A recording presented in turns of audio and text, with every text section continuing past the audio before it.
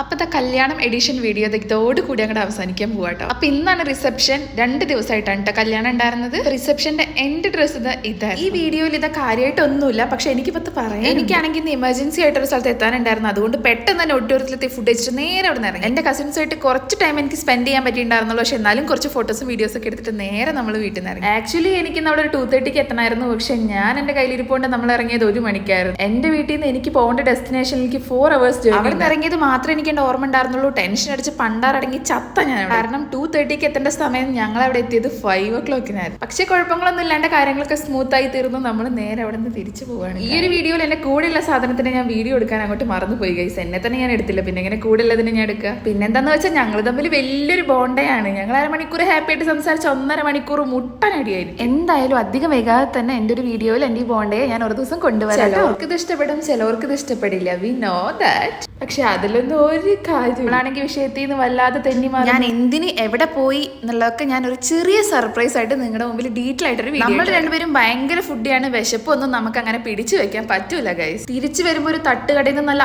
അടിപൊളി താറാവ് കറിയും അപ്പവും ഇടിയപ്പവും അങ്ങനെ എന്തൊക്കെയോ കഴിച്ചു. എന്റെ നാട്ടിലത്തെ പോലും നല്ല ഗൈസ്. ഇവിടുത്തെ കറീന്റെ കളറും സ്മെല്ലൊക്കെ കാണുമ്പോൾ എന്തൊരു ടേസ്റ്റ് ആണെന്നറിയോ. നമുക്ക് രണ്ടുപേർക്കും ഫുഡൊക്കെ നല്ല അടിപൊളിയായിട്ട് ഇഷ്ടപ്പെട്ടിട്ടുണ്ടായിരുന്നു. ഞാനാണെങ്കിൽ ആദ്യമായിട്ടാണ് ഈ ഒരു സ്ഥലത്ത്. അതുകൊണ്ട് എനിക്ക് അവിടെയൊക്കെ കാണുമ്പോൾ ഭയങ്കര എക്സൈറ്റ്. ഞാൻ എന്നെ തന്നെ ക്ലിയർ ആയിട്ട് ഈ വീഡിയോയിൽ എടുക്കാത്തതിന് കാരണം ഞാൻ നേരത്തെ പറഞ്ഞിട്ടുണ്ടായിരുന്നല്ലോ, എനിക്ക് വിചാരിച്ച സമയത്തൊന്നും അവിടെ എത്താൻ പറ്റാത്തതുകൊണ്ട് കുറേ പ്രശ്നങ്ങളുണ്ടായിരുന്നു. പിന്നെ ഞാനും പോകേണ്ടതും കൂടി അരമണിക്കൂർ കൂടുമ്പോൾ അടിയിട്ടുണ്ടായിരുന്നു പോയിക്കൊണ്ടിരുന്നത്. പക്ഷേ ഗൈസ് പോകുന്ന വഴിക്ക് സ്കൈ കാണാൻ നല്ല ബ്യൂട്ടിഫുൾ ആയിരുന്നു. ഞാൻ ഏറ്റവും കൂടുതൽ വീഡിയോസ് എടുത്തതും അത് മാത്രമായിരുന്നു. ഞാൻ ഈ വീഡിയോയിൽ ഇങ്ങനെയൊക്കെ പറയുന്നത് എന്തുകൊണ്ടാണെന്ന് വെച്ചാൽ എന്റെ വീഡിയോസ് എന്നെ അറിയുന്നവരാണ് കൂടുതലായിട്ടും. So if you don't mind, നിങ്ങൾ ഒന്നും വിചാരിക്കണം. നമ്മൾ ഈ പോക്ക് പോയി വീട്ടിലെത്തിയപ്പോൾ തന്നെ രാത്രി 10:30 ആയിട്ടുണ്ട്. എന്നെയാണെങ്കിൽ സേഫ് ആയിട്ട് എന്റെ വീട്ടിൽ നിന്ന് എടുത്ത പോലെ അതേപോലെ തന്നെ എന്റെ വീട്ടിൽ നിന്ന് എത്തിച്ചിട്ടുണ്ടായിരുന്നു. അപ്പൊ ഞാൻ നേരത്തെ പറഞ്ഞ പോലെ ഞാൻ എന്റെ ബോണ്ടയായിട്ട് ഒരു ദിവസം എന്റെ വീഡിയോയിൽ വരാട്ടോ. അപ്പൊ നെക്സ്റ്റ് വീഡിയോ കാണാം. ടാറ്റാ.